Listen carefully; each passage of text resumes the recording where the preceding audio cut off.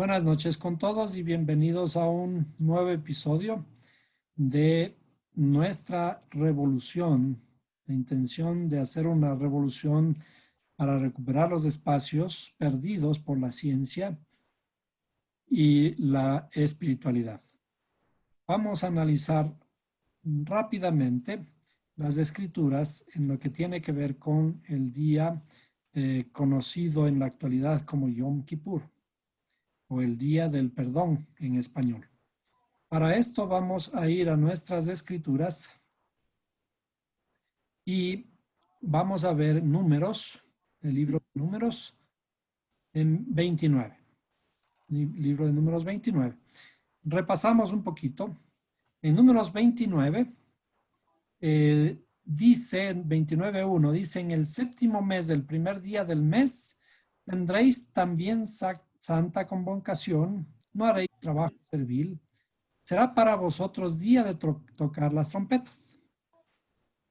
Y ofreceréis un holocausto como aroma agradable al Señor: un novillo, un carnero y 7 corderos de un año sin defecto. Y su ofrenda de cereal, flor de harina mezclada con aceite, 3 décimas de un efa por el novillo, 2 décimas por el carnero, 1 décima por cada uno de los 7 corderos, y un macho cabrío como ofrenda por el pecado para hacer expiación por vosotros. Esto además del holocausto de la luna nueva y de su ofrenda de cereal. Holocausto continuo y de su ofrenda de cereal y de sus libaciones, según su ordenanza, como aroma agradable, ofrenda encendida al Señor.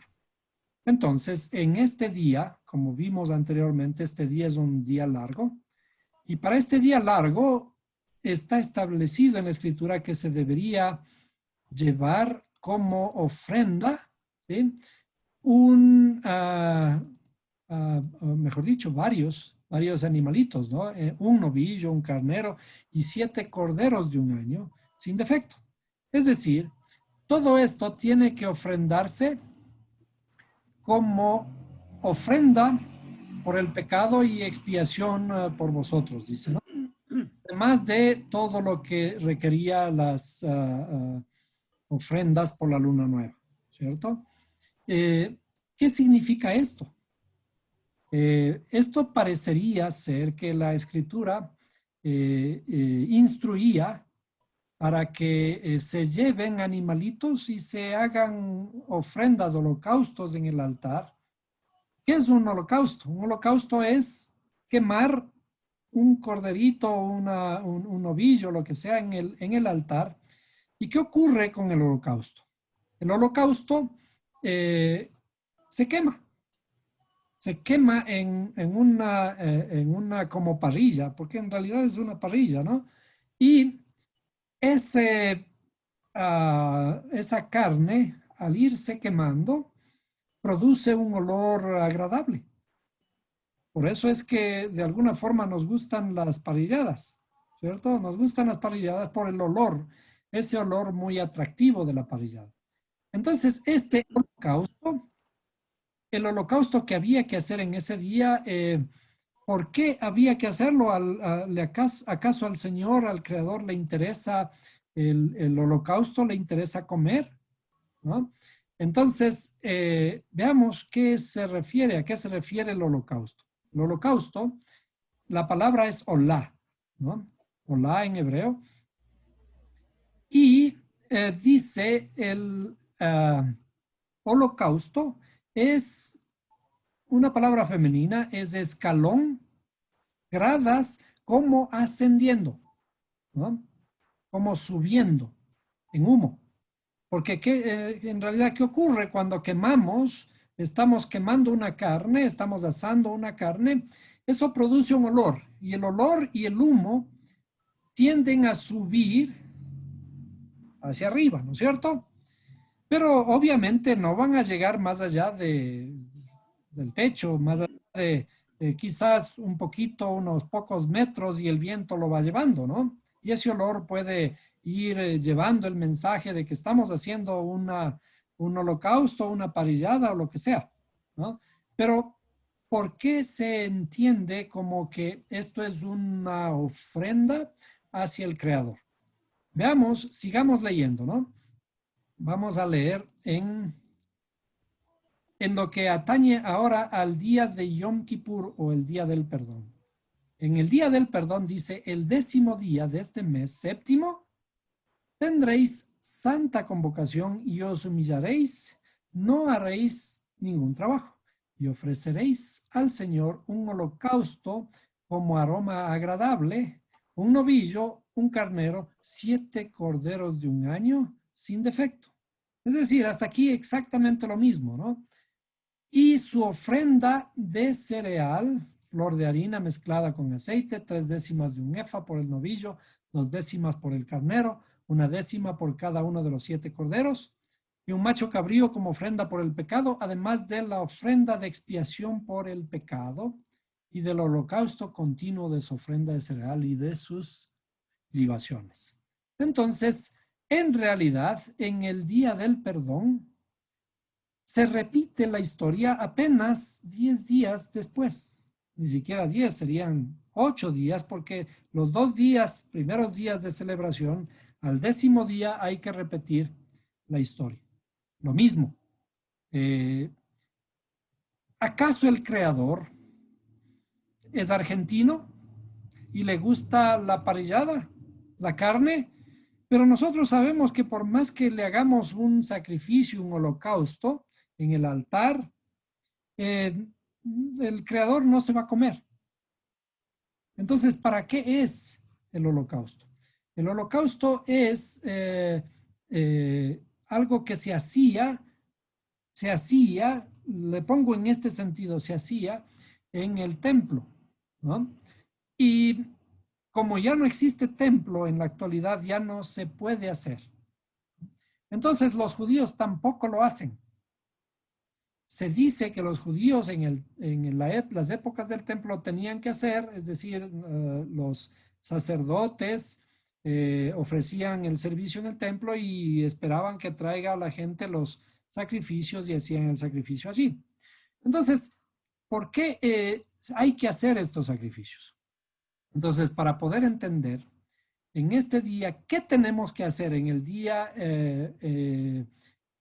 Primero vimos era Rosh Hashanah o el primer día del año, el primer día del séptimo mes, dice, ¿no? Se debe hacer este sacrificio, pero además también exactamente lo mismo hay que hacer el 10º día. Lo interesante es que se repite. Entonces veamos qué es lo que se repite, ¿no?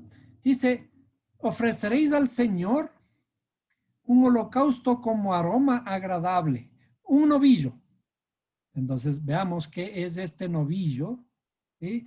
El novillo en esta otra versión dice un becerro, y este becerro, esta palabra becerro que es par, ¿sí? Que en realidad es un toro, ¿sí? Es un toro. ¿Qué significa el toro? Entonces aquí vamos a ver que vamos a sacrificar un toro en el altar del templo. Entonces dice, un toro es como irrumpiendo con fuerza salvaje, ¿sí? Con fuerza salvaje, o tal vez por sus cascos divididos. El toro, ¿qué es lo que hace el toro cuando está enfurecido? ¿No? El toro pica la tierra, está picando la tierra antes de embestir, ¿no es cierto? Entonces, ¿por qué tenemos que ofrecer? Y fíjense la forma que tengo que decir. Hace un momento dije que ya no se ofrecen, ¿no? Pero ¿por qué tenemos que ofrecer en el 10º día nuevamente un becerro o un toro en el altar? ¿En el altar de qué templo? La pregunta sería, ¿en el altar de qué templo tenemos que ofrecer este sacrificio? Dijimos que literalmente ya no hay el templo de Jerusalén. Pero en realidad la escritura está hablando de nuestro templo. porque dice, porque vosotros, porque vuestro cuerpo es templo del Espíritu Santo. Es decir, en nuestro templo, en nuestra interioridad, tenemos que realizar estos sacrificios. Tenemos que llevar a un becerro, a un toro. ¿Cuál es el toro? El toro con fuerza salvaje es mi alma animal. Es mi alma animal. ¿Sí? Tenemos todavía en nuestra interioridad muchas cosas, muchas características, muchas emociones que de alguna forma están simbolizados por este toro, ¿cierto? Este toro de mucha fuerza, ¿no? Que tenemos que dominarlo. En el templo tenemos que hacer este sacrificio de este animal interno. A eso se refiere con el toro. El toro, el becerro, que tenemos que sacrificar en el altar del templo. Nuevamente, ¿de qué templo? De nuestro propio templo. Es decir, cuando se hacían antes en el templo de Jerusalén, religiosamente estos sacrificios, si es que lo hacían, en realidad estaban simbolizando ese sacrificio que tenemos que hacer nosotros en nuestra interioridad de este animal salvaje que te llevamos dentro, interno. ¿Qué otro dice también? Un carnero. ¿Qué es el carnero? Un ayil en hebreo. ¿Sí? Dice lo mismo, ¿no? Propiamente fuerza. ¿Sí? De aquí cualquier cosa fuerte, específicamente jefe en el sentido político, ¿no? Políticamente. También carnero por su fuerza. Pilastra como apoyo fuerte. Roble u otro árbol fuerte. Entonces, nosotros en nuestra interioridad también tenemos que hacer estos sacrificios. O sea, hablamos de que tenemos que sacrificar al toro, ahora tenemos que sacrificar a un carnero. Un carnero que significa un jefe. Y a veces nos creemos jefes, a veces nos creemos los mandamás, ¿no es cierto? Y a todos esos hay que sacrificarlos. ¿Qué significa sacrificar? Nuevamente, sacrificar es poner en el altar para que estos sean quemados y ese humo se eleva como olor fragante hacia el cielo, ¿cierto? Y dice 7 corderos también. 7 corderos, ¿por qué 7? ¿Cierto? Son 7 las cualidades emocionales de nuestra alma.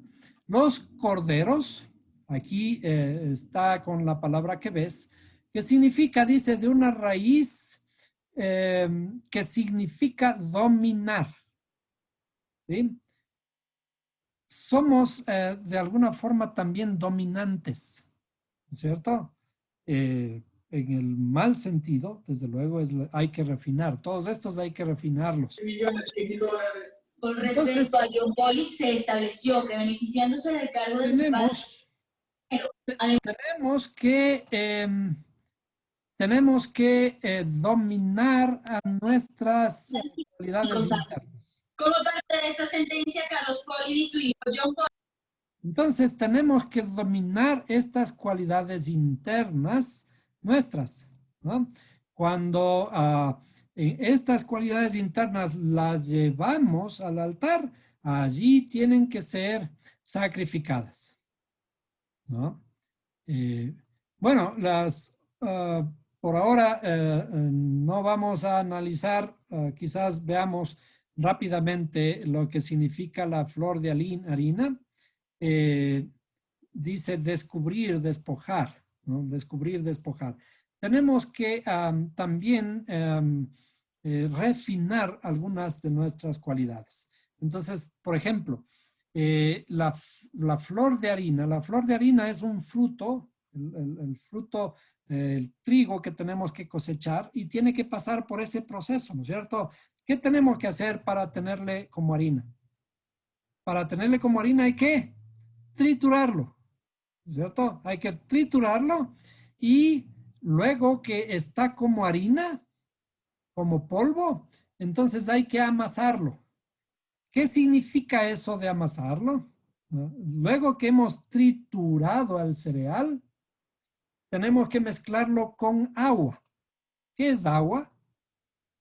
El agua es la Torá. Es decir, que a nuestro trabajo tenemos que pasar por estos trabajos espirituales y en esos trabajos espirituales ah, vamos a tener sufrimiento, ¿cierto? Tenemos sufrimiento y a esos sufrimientos tenemos que refinarlos con el agua de la Torah, con la misericordia de la Torah, ¿no? Y además con aceite.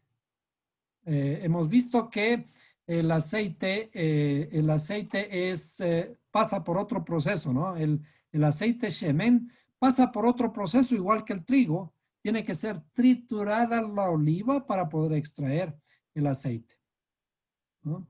Aceite dice bálsamo, fama fértil, gordura, grueso, manjar, óleo, oliva. También es perfume, ¿no? ¿Por qué es perfume? Después de nuestras tribulaciones, después de nuestro trabajo espiritual, después de todas las lágrimas que derramamos, entonces aparece el perfume. Es lo que decíamos, cuando pasamos por los trabajos, por esas experiencias difíciles y luego hacemos esa revisión de todo lo que hemos sufrido. Cuando hacemos esa revisión, generalmente ya miramos con otros ojos. ¿Por qué? Porque ya vemos con unos ojos más refinados, ojos que ya pasaron, ojos que ya sufrieron, ¿no? Y ahora podemos dar consejos, los consejos a los demás, a los niños. Dicen, mira, yo ya sufrí y nos reímos. Yo ya pasé por eso, yo ya sufrí. Mira, hay que hacer esto, esto, este otro, porque ya tenemos experiencia en eso, ¿no es cierto? Entonces, ¿por qué dice que en este día, en el 10º día, dice, tendréis santa convocación, en el 10º día de este mes séptimo, tendréis santa convocación y os humillaréis. En otra versión dice, os afligiréis, ¿no? Esta es una fiesta, y fíjense que es le tradujeron como fiesta, pero no es una fiesta, sino una santa convocación que dice que hay que humillarse. ¿Cómo es eso? ¿Obligatoriamente tenemos que humillarnos? Lo que pasa es que dentro de todo este esquema que hemos estado estudiando, para iniciar el nuevo año, ¿qué hay que hacer? Hay que hacer un juicio. Y si hacemos nosotros un buen juicio, ¿cierto? Ese buen juicio va a, a ocurrirnos en el próximo año.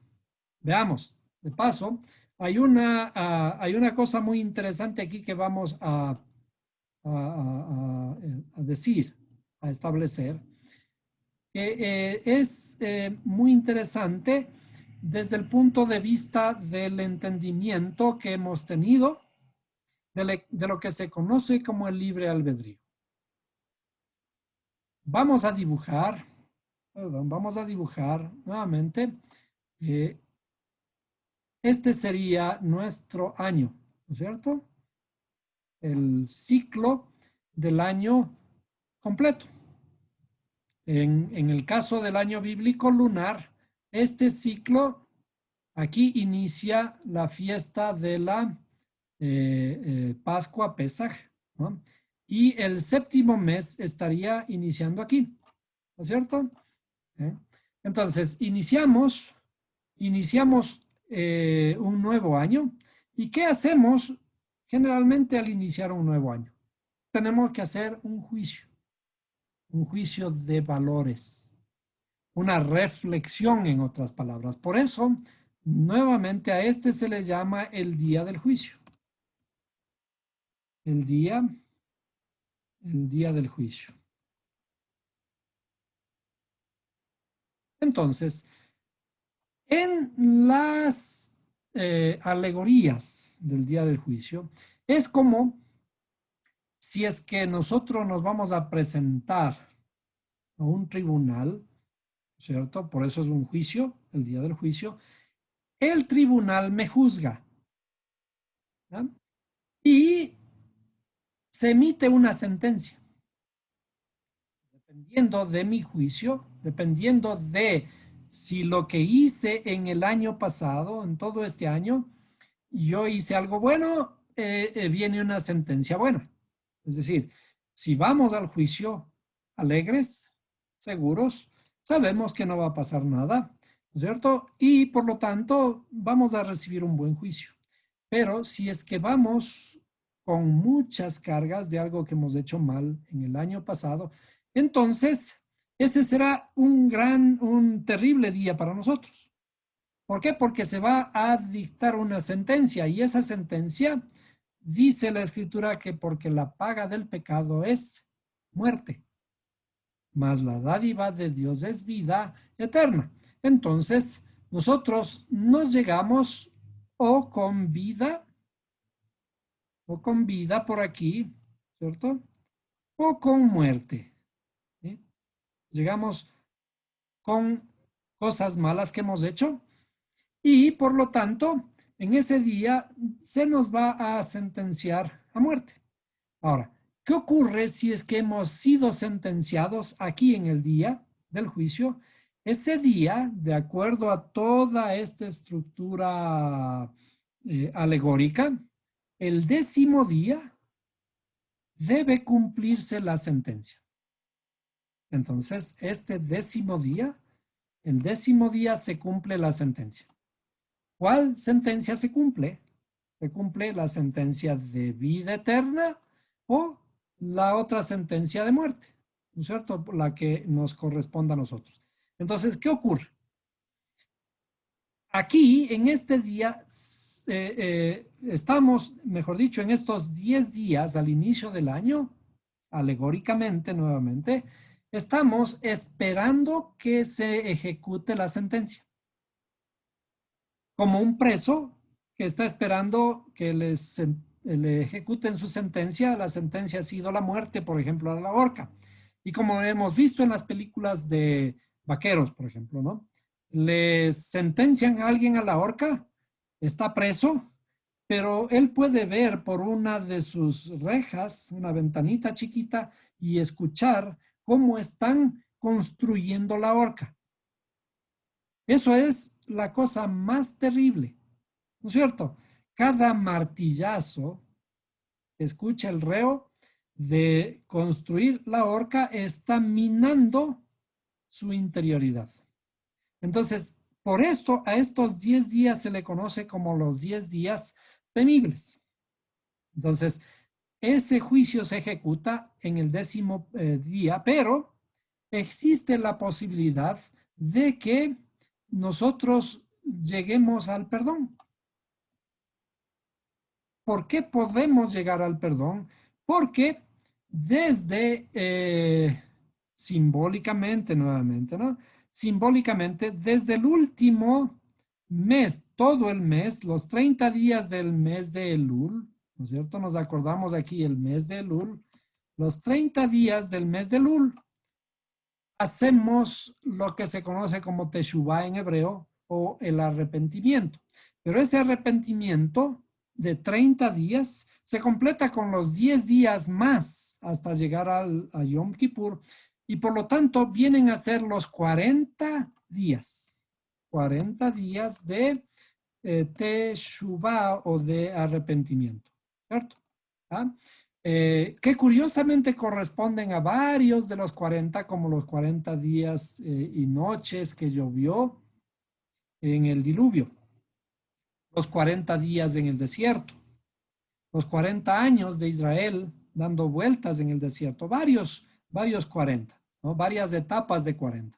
Entonces, ahora, ¿por qué desde el punto de vista bíblico tenemos que afligir nuestras almas, como dice aquí, afligiréis vuestras almas, os humillaréis, dice aquí, ¿no? Vamos a poner afligir. Afligir nuestras almas. ¿Por qué tenemos que afligir nuestras almas aquí, o especialmente hasta el día número 10? Esperando primero el perdón. Pero nosotros vimos en el día de Rosh Hashanah, el inicio del año, aquí, al iniciar el año, ¿cómo debemos iniciar el año?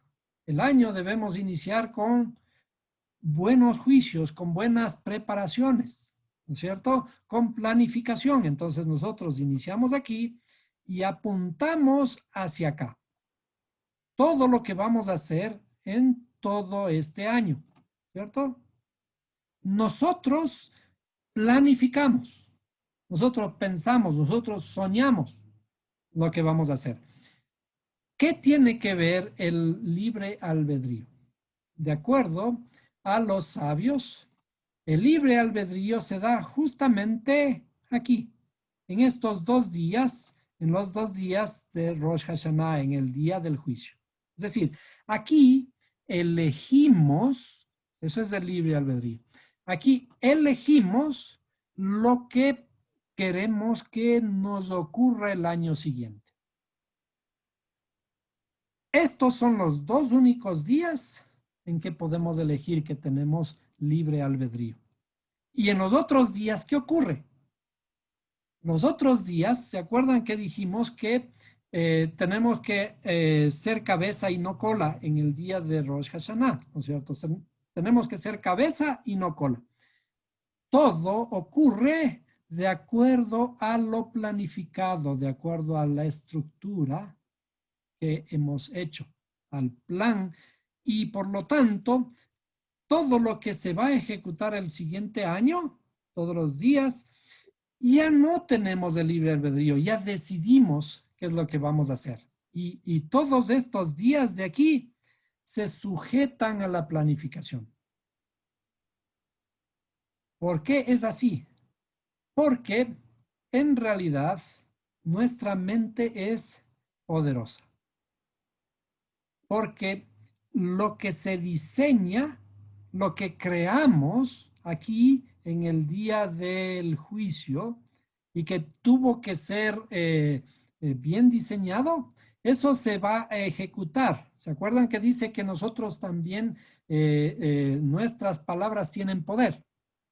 ¿Cierto? Nuestras palabras tienen poder.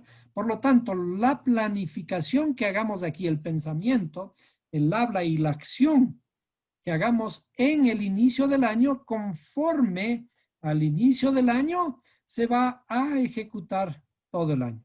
Por tanto, ¿por qué tenemos que afligir nuestras almas aquí? ¿Por qué iniciar el año con aflicción o con reflexión? ¿Recuerdan que dice la escritura que es mejor el lugar en donde hay luto que el lugar en donde hay fiesta? ¿Por qué? Porque con la tristeza del alma se enmendará el corazón, ¿cierto? Entonces, ocurre que de acuerdo a lo que está estructurado en la escritura, lo que creemos aquí, los juicios buenos que realicemos aquí al inicio del año, conforme a esos buenos juicios, se va a ejecutar, se va a manifestar el año siguiente. ¿Qué significa eso? Que lo más importante, desde el punto de vista bíblico, lo más importante son los pensamientos. ¿Sí? Porque aquí en el pensamiento se estructura todo. Y conforme a lo que pensamos, conforme a lo que tenemos guardado en nuestro pensamiento, comenzamos inclusive a hablar. ¿Recuerdan que dice la escritura? Porque de lo guardado del corazón habla la boca. ¿No es cierto? Es decir, si es que planificamos basura, si es que somos desordenados desde el inicio, el año va a ser siguiendo nuestro pensamiento. Pero si por el contrario dedicamos el esfuerzo para estos 10 días, comenzando con el día del juicio, ¿cierto? Hacemos un juicio severo, hacemos una planificación muy sesuda, muy mesurada. Ordenamos nuestro pensamiento para que en los días que vengan sean de mérito, ¿ya? Sean de alegría, sean de bendición del Creador. Entonces, todos los días que no, le sigan a este serán así. Y bueno, esto en el sentido un poco religioso, ¿no? Porque no es que todo el año va a ser así, sino que es todo el ciclo, ¿no? El ciclo representado por el año. Entonces, nuestras acciones tienen que iniciar primero con un cambio en el pensamiento, con el cambio en el diseño de todo lo que queremos hacer. Es decir, a eso se le llama el corazón del hombre. Entonces, cuando cambiamos nuestro corazón, cuando cambiamos nuestros deseos, todo lo demás va a fluir. Porque hemos dicho, desde la perspectiva de la Torá, desde la perspectiva de la Torá, ¿cuáles son las vestimentas de nuestra alma? Las vestimentas son el pensamiento, ¿cierto? El habla y la acción. ¿Ah? Entonces, de estos tres, el primero es el pensamiento. Entonces, tenemos que tener buenos pensamientos, buenos diseños, porque conforme es nuestro pensamiento, entonces se va a ejecutar el habla. Conforme cambiemos nuestro pensamiento, hablaremos. Y conforme hablemos, también haremos. ¿Bien? Por eso, desde la perspectiva de la Torah, hay que diseñar nuestro futuro aquí, diseñar en el pensamiento. Entonces, por eso en el día de Yom Kippur, en el día del perdón, que buscamos el perdón del Creador, estamos dentro de las grandes fiestas antes de entrar al trabajo común que tenemos que realizar en este año. Y por lo tanto, en estos 10 días hemos hecho reflexión, hemos hecho lo que se conoce en hebreo como teshuvah, el arrepentimiento. ¿Para qué? Para que esto me sirva para los días futuros, ¿no? Entonces, por eso el apóstol Pablo dice que también tenemos que tener en nuestro pensamiento, dice, pensad en todo lo amable, en todo lo puro, ¿no es cierto? En todo lo de gran estima, en eso pensad. ¿Por qué nos dice el apóstol Pablo eso? ¿Sí? ¿Por qué? Porque primero está el pensamiento. Y a esto la escritura le llama Rosh o le llama cabeza. ¿Sí? ¿Por qué el pensamiento está aquí? El habla ya está un poco más abajo, ¿no es cierto? Y la acción nuestra, representada por las manos y por los pies, ya están más abajo, ¿no es cierto? Entonces, todo inicia por el pensamiento. La planificación que hagamos aquí hasta el día número 10 será muy importante para todo lo que nos venga. Pero este es simplemente una alegoría de que siempre tenemos que iniciar con un buen pensamiento en todos nuestros ciclos. Puede ser el ciclo de un día, puede ser el ciclo de un mes, puede ser el ciclo de una semana o puede ser el ciclo de un año. Y en ese pensamiento, aquí, en el pensamiento, es en donde tenemos libre albedrío. Porque ya cuando hablamos, ya cuando hacemos, ya no tenemos libre albedrío. El habla le sigue al pensamiento. La acción le sigue al habla y al pensamiento. Ya no tenemos libre albedrío. Nuestras manos, nuestros pies ya no tienen libre albedrío. Nuestra boca, que es la que le gusta hablar, ya no tiene libre albedrío. ¿Sí? ¿Por qué? Porque le sigue al pensamiento. De eso se trata lo que conocemos como el libre albedrío. El libre albedrío tenemos aquí, en la planificación, en el inicio del año. Y todo lo demás sigue conforme a nuestra planificación. Entonces, el día del juicio, del juicio era el primer día del año. Luego, el 10º día, se ejecuta la sentencia, pero si es que hemos hecho la teshuvá, el arrepentimiento correcto, el perdón del Creador va a ser inminente. El Creador nos perdona. Cuando buscamos el perdón del Creador, el Creador nos perdona. Y entonces estamos listos para iniciar nuestro año. Ahora, después de esto, ¿qué viene? Repasemos nuevamente. ¿Qué viene? Viene 4 días de 4 días de descanso, digamos, estos 4 días de descanso, y de allí viene una semana entera de la fiesta de las cabañas. Una semana entera hasta aquí. La fiesta de las cabañas. Que representa, si es que, acuérdense, iniciamos el año que era el día del juicio. También el día del juicio era el día de la boda, ¿cierto? ¿Se acuerdan que era también el día de la boda? ¿Cierto? Si es que es el día de la boda, ¿qué significa? Nos hemos unificado. El novio con la novia se unifica, nos unificamos con el Creador.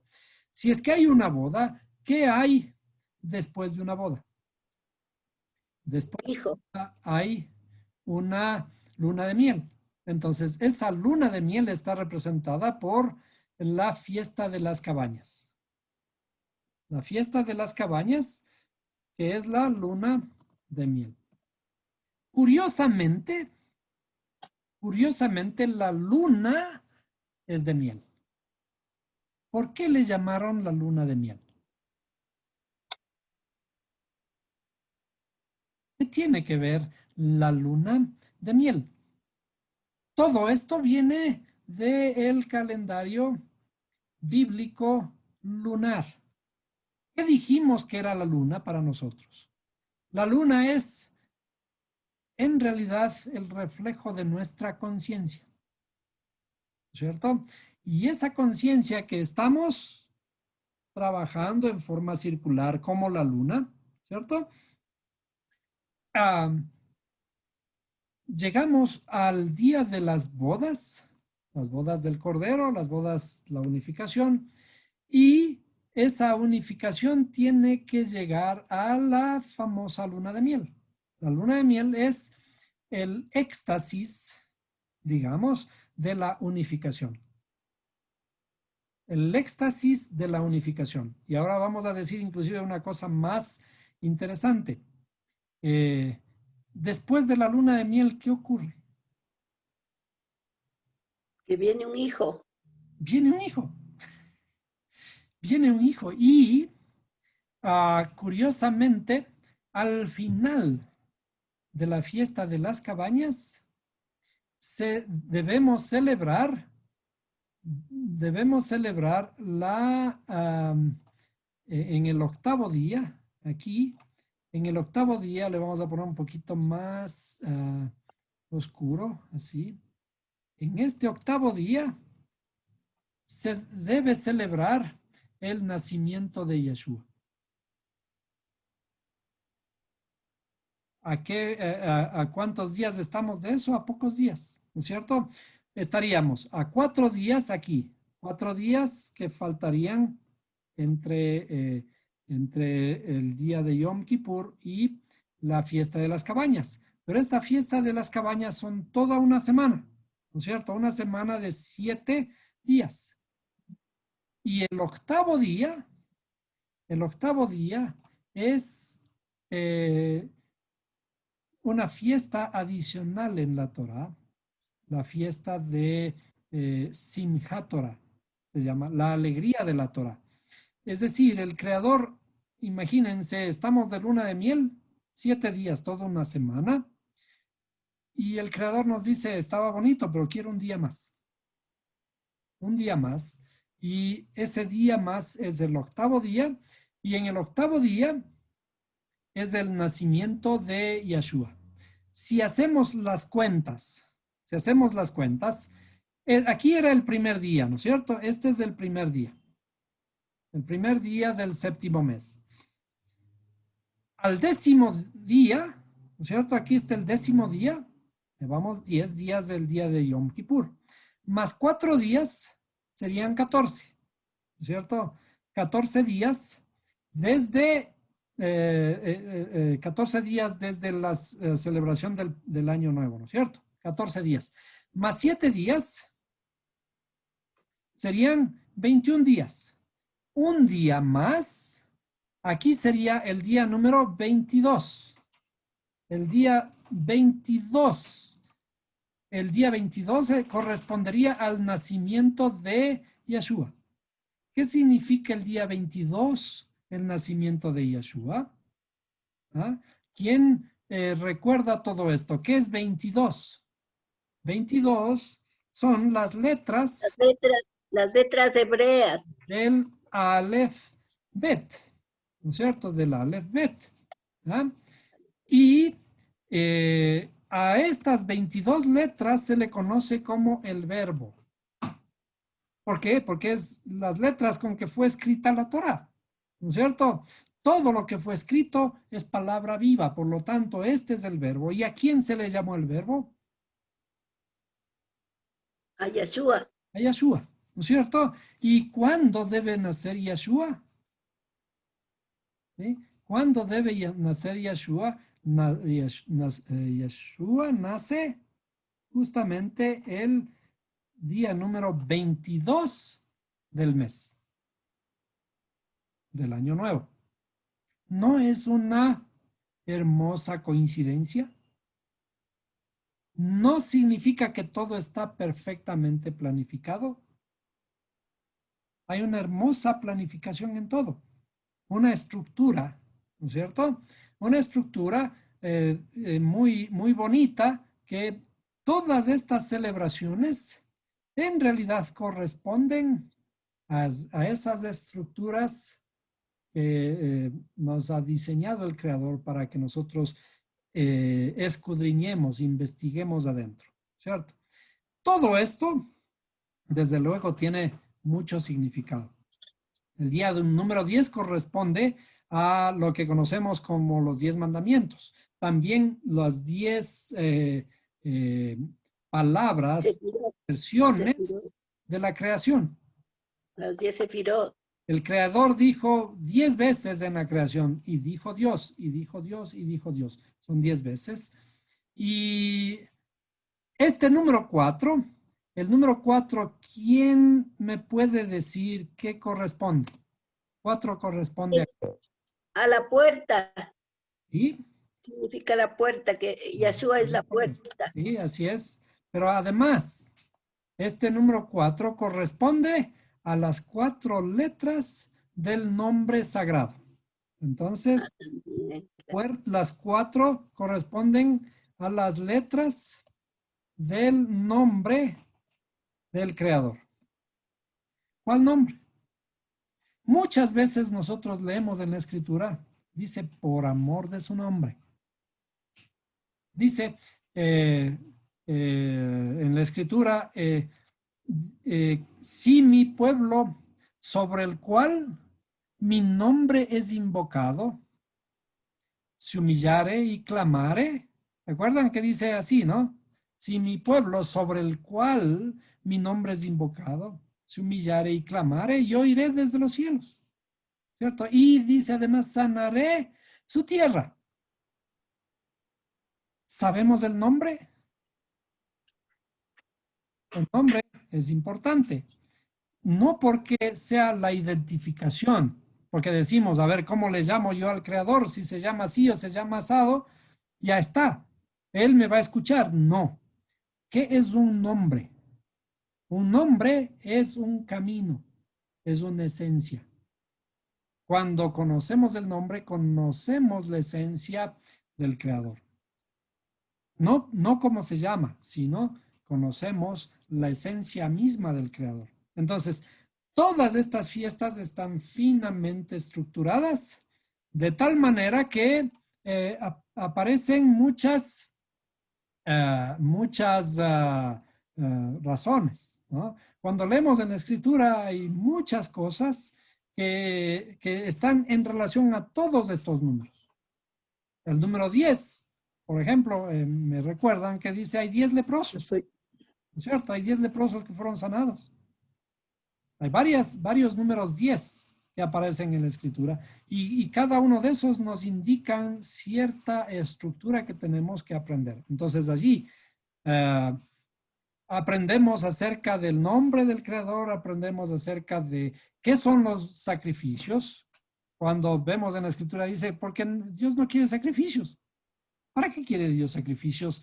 Supuestamente sacrificios de que nosotros hagamos o sacrificios en el altar, cuando el verdadero sacrificio que tenemos que hacer en el templo, que es nuestra propia alma, es que ese alma animal que llevamos dentro, a ese orgullo que llevamos dentro. Todo eso tiene que ser puesto en el altar y se va a elevar como olor fragante hacia el Creador.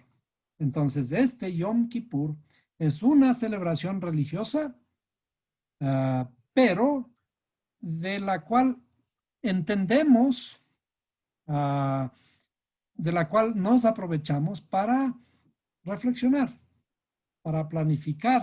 Y mientras más planificaciones hay en el año, mejor. Por eso es que inclusive el calendario bíblico tiene 4 años nuevos, no solo uno. Hemos dicho que el primer año nuevo arriba es el año nuevo espiritual, la salida de Egipto. Y este séptimo mes es el año civil, el año nuevo civil.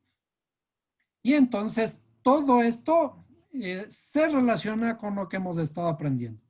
Por ejemplo, cuando estudiamos las historias bíblicas, esas historias bíblicas están codificadas en el pensamiento.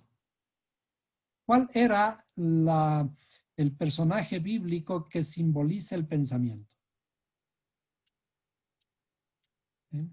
El personaje bíblico que simboliza el pensamiento era Rachel, la matriarca, ¿no es cierto? Perdón, ¿no? La que simboliza el pensamiento es Lea. ¿Y quién era la matriarca que simboliza el habla?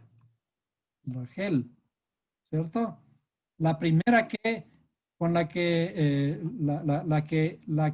Jacob amaba, ¿no es cierto?